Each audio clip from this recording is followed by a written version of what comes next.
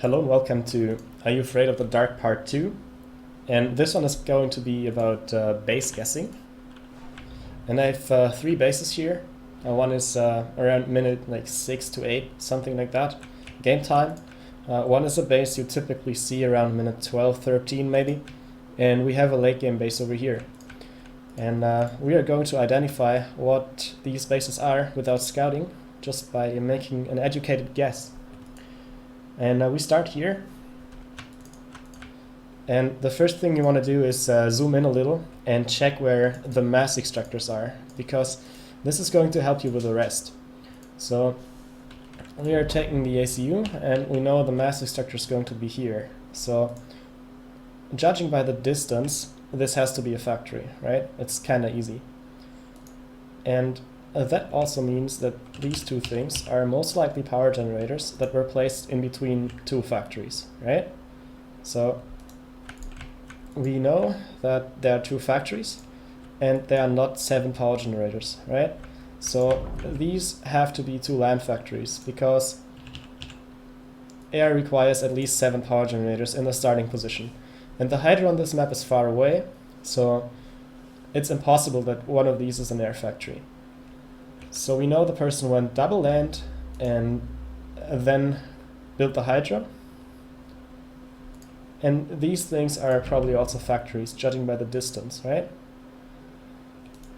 And we know that our opponent is Aeon in this game, so we know that he has to go air, right? Aeon cannot afford to lose air control, and that's why at least one of those factories has to be air. And it's probably one around the hydro, because we already excluded the others. So we can tell that this guy is going to be on a at least 5 factory setup, and one of them has to be air, at least, right? So that's already a lot of information actually, considering we don't see anything. And we have power spam here with 2 engineers, and since it's 2 engineers and not just one, and we assume that the EM player is going to play T1 centric with a lot of T1 land spam, then this is kind of overbuilding power, right? So that means the guy also wants to eco, or the guy also wants to get some ACU upgrade, and that's what the power is for. So it's not a pure spam setup. And I guess you gotta know that this map has actually a lot of reclaim. It's quite scattered, but in many games on this map you see like a more dedicated power spam with even more engineers, and people still afford spam because of the reclaim they're getting. Now we have another mass extractor here, and double checking the spacing tells us that these are factories too, right? So we know the guy has 7 factories over here. And this is a max 2, right?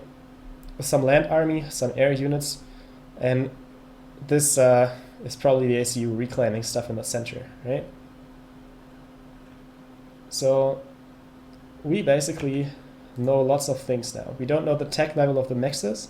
For that we have to use a scout, but simply by the setup we can assume that he's not going to be super ecocentric, since he already has lots of factories and lots of spam.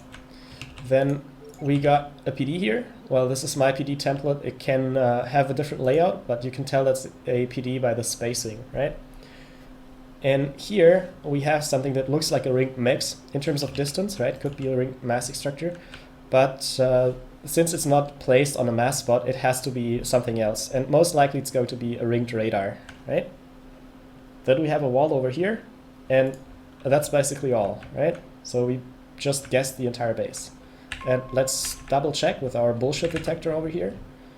And we take a look at this first. And as predicted, it's double land, simply because of the amount of power generators. These power generators were obviously added later because they aren't around the core factories. And the ACU would have to walk to build these, and it's unrealistic that people use the ACU to walk. That would be too inefficient. Then the area around the hydro, as predicted, there's 1 air factory, and there are 2 land factories. This is the ringed radar. Now PD was kind of obvious. Then the land army with a mix. And in this area we did have 2 factories. And we haven't identified this, we haven't talked about it. Well, it's kind of isolated from the rest, so it's likely it's going to be either an anti-air turret trying to prevent air units from flanking over here, like bombers and stuff, or it's this power storage, right? So that was actually quite easy. Okay. And now we can move on to the minute 12-ish base, right? We see some patrolling air units right here. And that's why we can assume the guy has air. And this is a ring of T1 pigeons around a factory next to a hydro. The factory is assisted by some engineers. So that's going to be air factory. And it's most likely going to be T2 air. Because if you want to spam T1 air, especially in 1v1 gameplay, you wouldn't assist your factory so heavily, you rather build more. But the ring of pigeons, the assistance, and the timing of the game, and the fact that this is a team game, basically tells us that this is most likely a factory that's either on the way to T2 or already on T2. So this guy has to be on T2 air. And there's another factory over here, right? Same way of telling as before, simply by the spacing, the adjacency to the next, and so on. And there are engineers assisting it, right? So we got another Aeon player here. Like, we just assume you know what faction your opponent has, and well, what can an Aeon player do? Well, not too many options, right? So an assisted line factory is usually going to be a T2 skip, and a setup that's directly going for harps.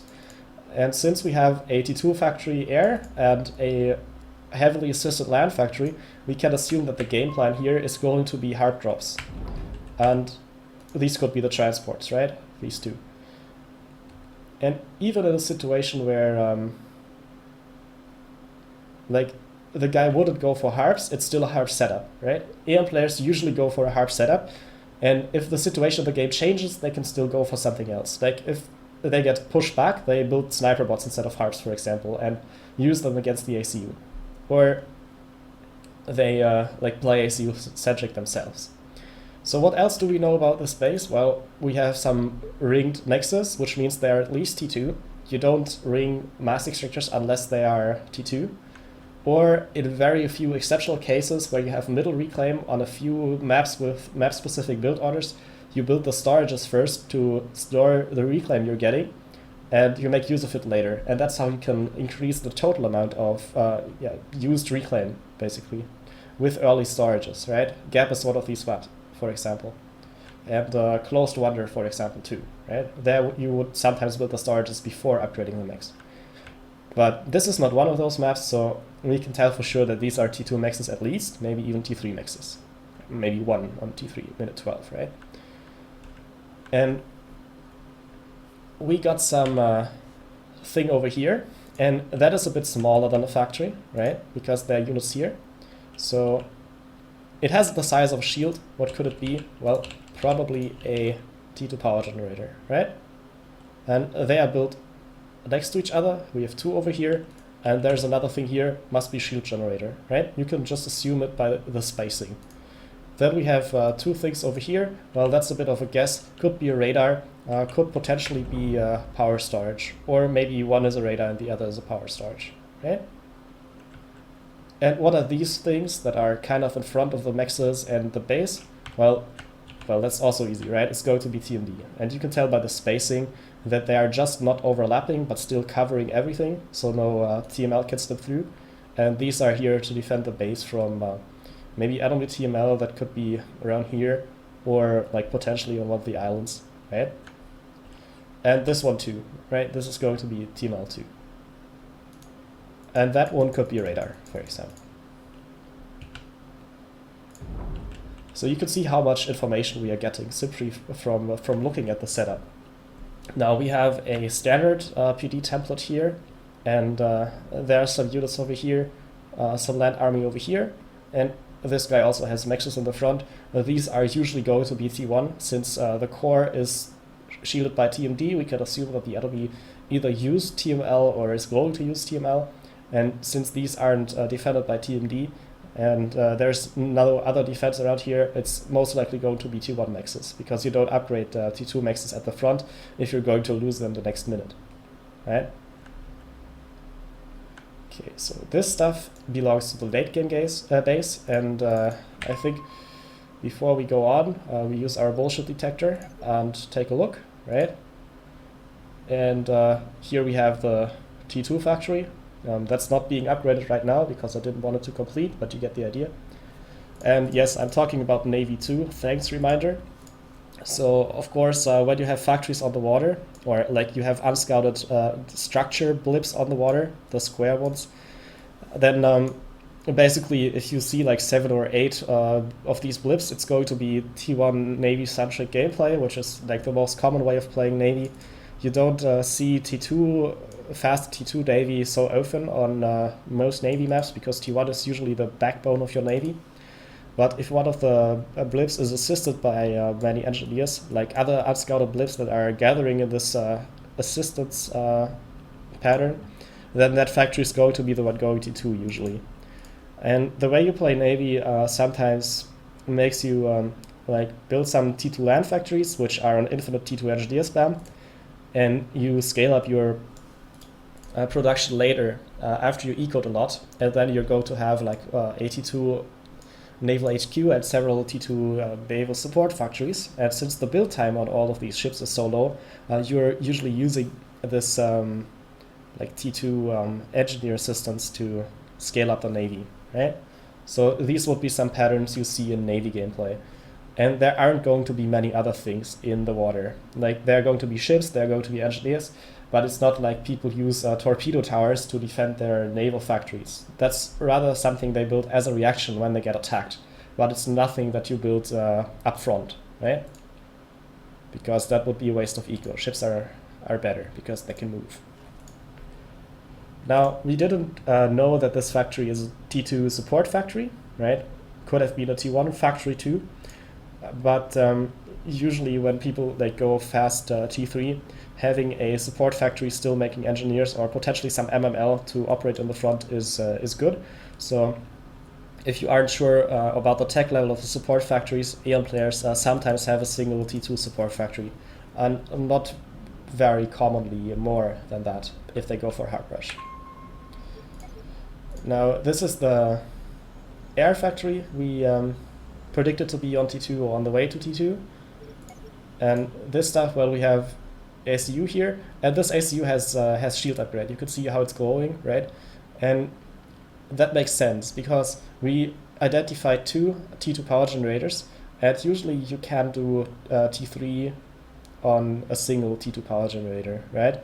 If you time it correctly and you like first build air and then the factory finishes and makes the T3 bots, and you don't have both at the same time, then one is going to be fine, right? And then you could also economize on the shield maybe.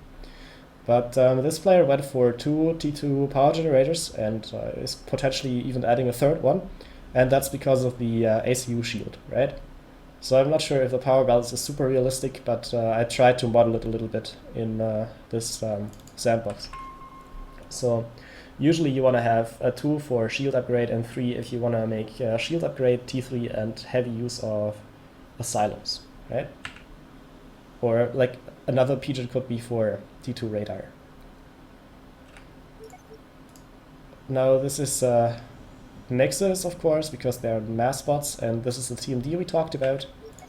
So nothing surprising here anymore, right? And just to verify, T1 Nexus, as explained, we got some T2 Nexus here because of the TMD. We can tell that they're going to be upgraded, and we thought this is a radar. Well, I just had to place my Paragon somewhere because I wouldn't want to build up everything without it, and I placed it here. But that's of course not going to be there in a real game. And now it's actually time to move on to the next base, namely the late game base. And there's a lot of information here. So first we have APD here, which is defending the choke, and that was built early. And then we have some extra blips around this PD. And what is it going to be? Well, if the game progresses and this choke still needs to be defended, potentially against large numbers of T2 units or some T3 units, then there are going to be extra PDs, right? So that's probably going to be like several T2 PDs over here. And this is going to be the shield, and that could be a radar, anti-air turret, or like potentially TMD, right? But not for Aeon usually. Like Aeon TMD, you can just double check it. You would probably place this around here if you also wanted to cover the T1 PD, right? So could be some defensive structure. And here we have the same case as before with factories around a mix. And there's one more thing here, could be a storage, but doesn't have to be a storage. Like some people also go for a tactic missile launcher, which they place adjacent to a mix to reduce the cost of the missile.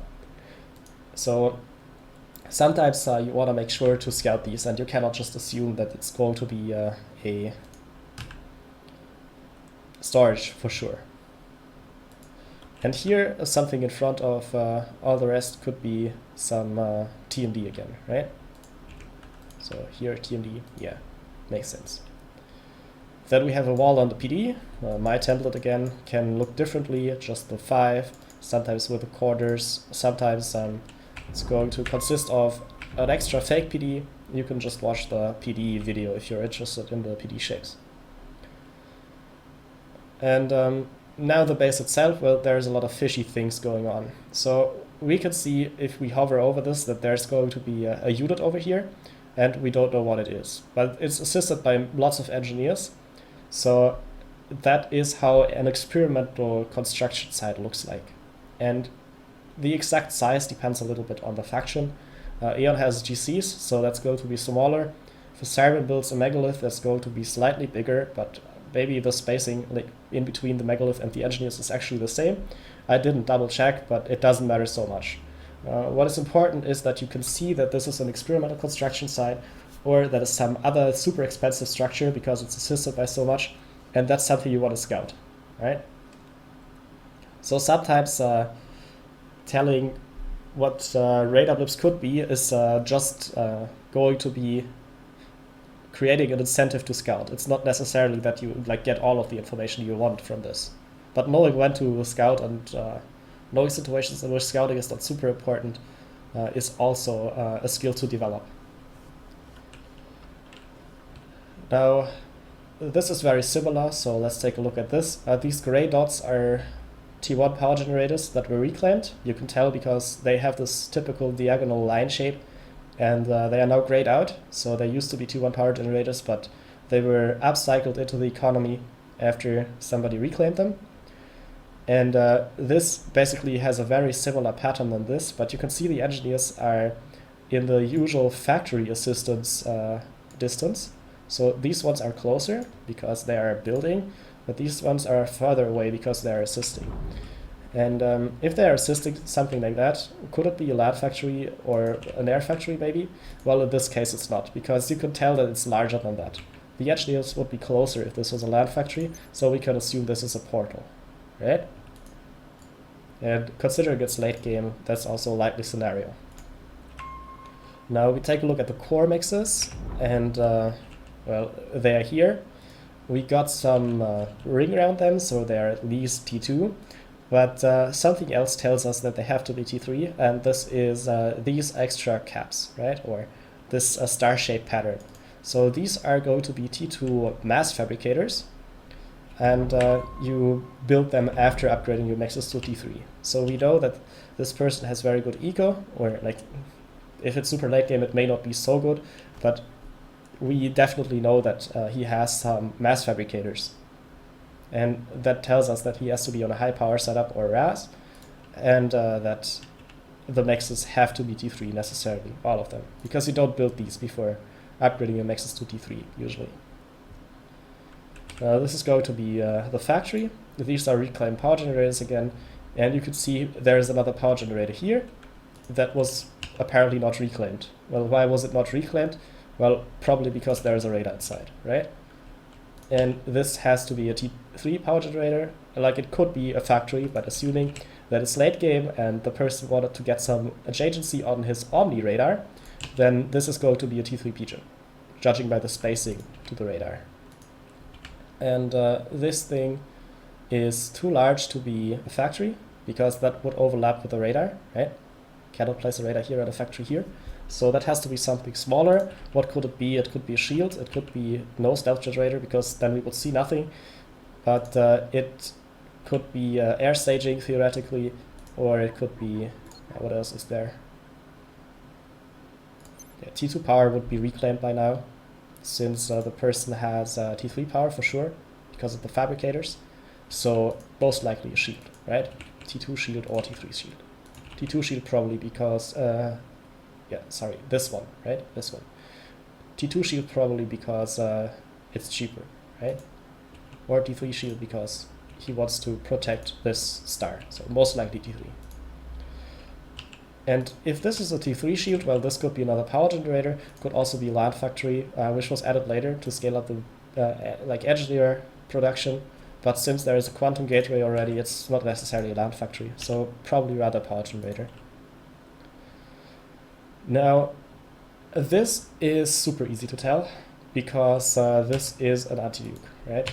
It's a little spoiler, but anti-nukes are, I don't know if it's the only unit with that size, but this, nothing comes to mind, right? So something that is like as small or large as a 3x3 PD template, right? So a bit like that, but positioned in here, that's going to be an anti-nuke, right? And you have the T1 power generators adjacent to it, so it doesn't consume as much power. Then anti-nukes are always shielded, so this has to be a shield, and the small stuff here is PD, right? And most likely this could be the ACU, because in the late game you want to defend against telesnipes, not only your anti-nukes but also your ACU, and you can save PD if you move both to the same spot, right? So this could be the ACU. So we can move on with this. This is a shape where you have one thing in the center and other things kind of symmetrically around it. What could it be? Well, these are explosive structures, namely power generators, right? And they are built in this way so that if one blows up, the other doesn't take damage. That's kind of the idea. And this, the thing that's in between is going to be a shield.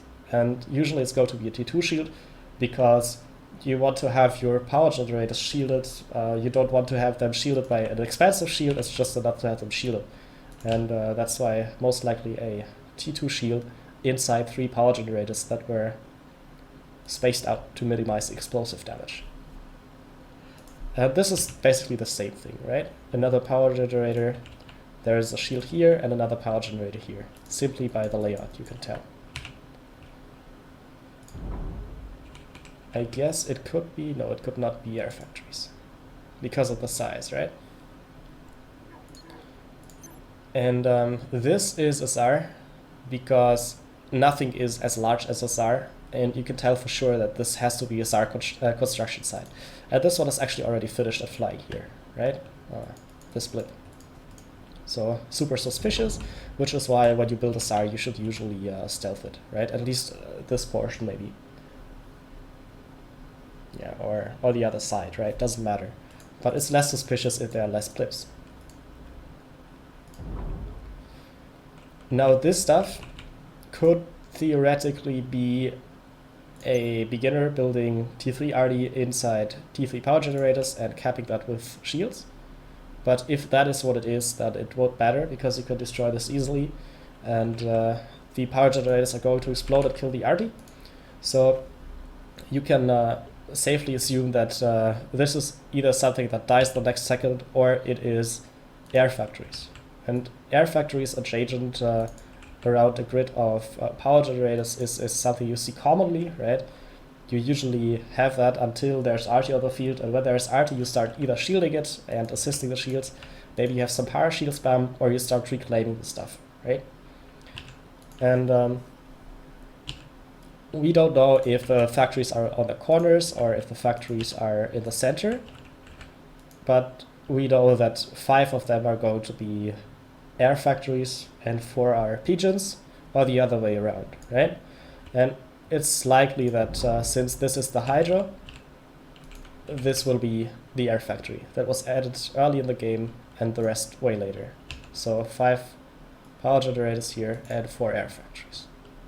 And this is also assisted, right? One of the air factories by these engineers. Now we have our TMD again, and looks like I forgot building the TMD here.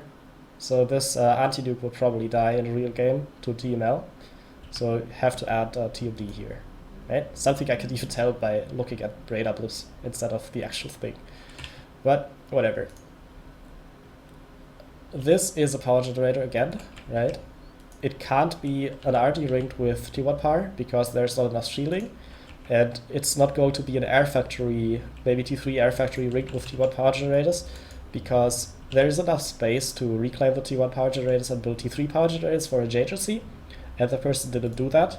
Plus, there are no engineers around the factories, and usually if you have air factories in the late game, you want to have them assisted. Like either not assisted or assisted very much, but a not assisted factory is something you would put in such a grid usually with T3 power generators and not isolated, and just ringed with T1 power generators. So this has to be a T3 power generator rigged with mass fabricators, right? And some people also place storages on the corners. I personally do that because, not so much because of the adjacency, rather because I want to have some extra storage. If I get mass from experimental battles, it's good to store that. And this is going to be the shield, right? So T3 power generators used for mass fabrication. Okay, this is teleport defense again, simply because of how close it is to each other, right? T1 PD. And since we already talked about RD, well, this is going to be the RD, right? And you have the ring of T1 power generators here, which is adding some extra rate of fire without sacrificing survivability. So that's how you're supposed to build T3 RD. And this stuff is going to be shields. And this pattern is so easy to identify that if you build it, you should always add a stealth generator so the opponent won't know so far beforehand that you're going for RD.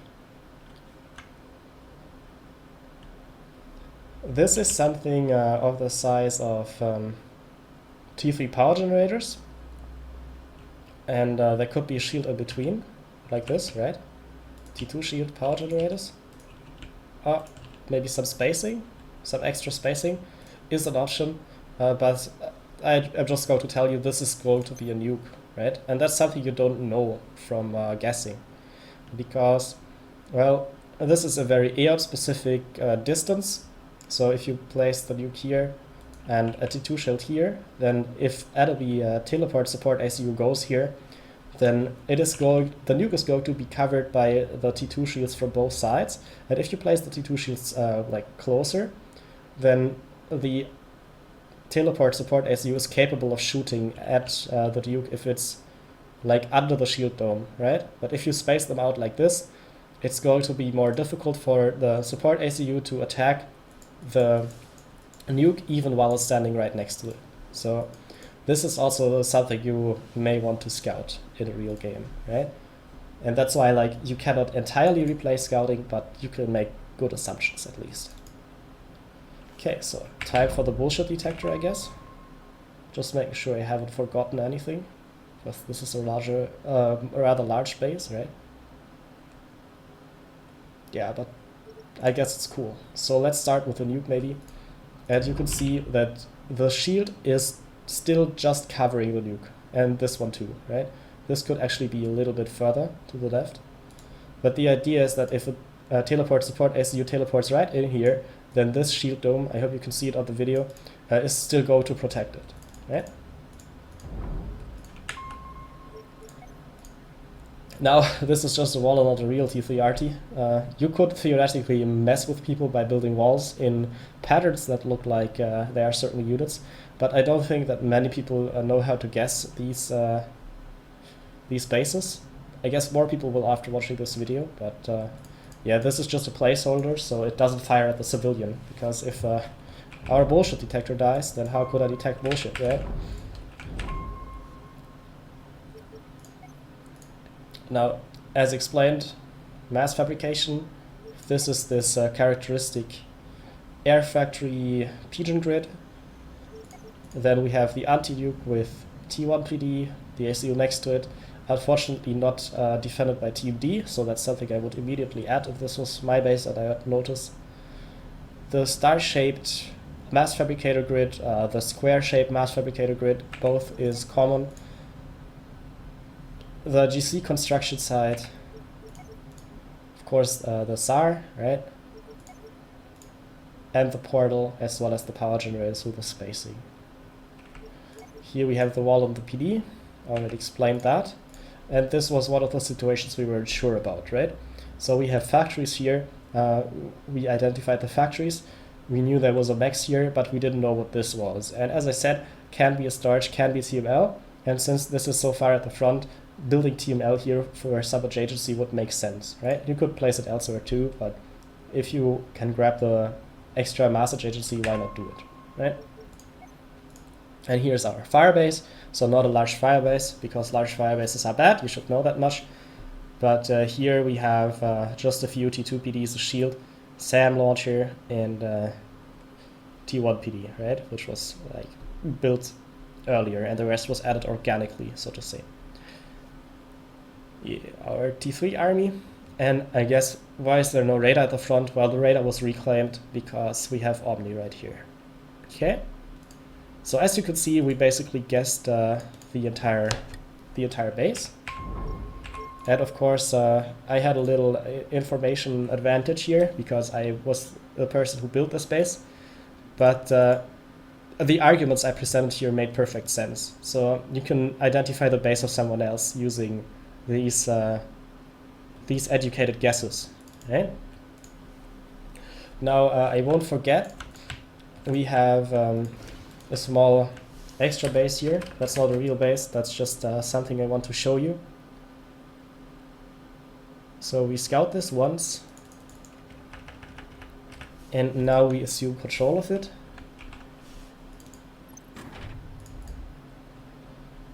And we are going to upgrade this mix.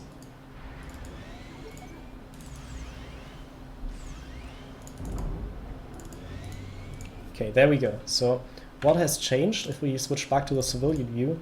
Well, the max is grayed out. You could see that this is all dark blue and this is an even darker shade of blue. And when this is grayed out, it can mean two things. Either it was destroyed or it was upgraded. And in this case, we didn't destroy it, so it had to be upgraded, right? This is how you can tell whether people upgrade their eco. So now let's take a second look at this. It was updated to T2 on the scout image, and you get the idea. If I do the same with a factory, for example, upgrade this, and let's also say I reclaim the power generators here.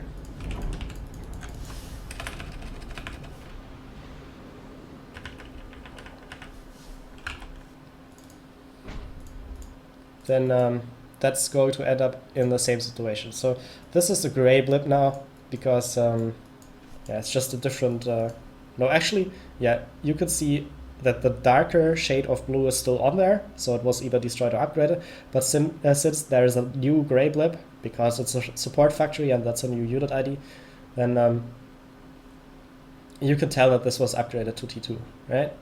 Or like at least to T2, maybe even to T3. And these power generators are gone. Well, they were probably reclaimed, right? And that's something people do while they're RASing. So you could tell by the destroyed power generator whether somebody has a completed RAS, for example. And this is especially true for factions with advanced RAS. This is where you upcycle your T2 power generators into the ARAS. And factions with RAS usually keep their T2 power, at least for a while.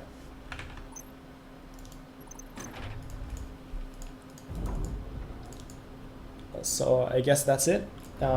We should also destroy something. Take the civilian view again. And now I'm pressing Control Shift. And you can see, if you press Control Shift, you can see the like a number that shows the reclaim value. And this is how you can tell whether people like destroyed stuff and are going to reclaim it or whether they upgraded it, right? And this disappears after the reclaim is gone, but if you do it in real time and you see something is suddenly graying out and you don't know if it was destroyed or reclaimed and you want to check, then you, destroyed or upgraded and you want to check, then you press Control Shift and you're going to see whether it was destroyed based on the reclaim. And this control shift thing is something you may have to bind in the F1 menu and additionally also activate in the options, right, if this doesn't work for you. Yeah, but that's all for this video. So I hope you have a good idea of how to guess bases now, even before scouting them. And I hope this knowledge is going to benefit you in your games. And see you for the next tutorial.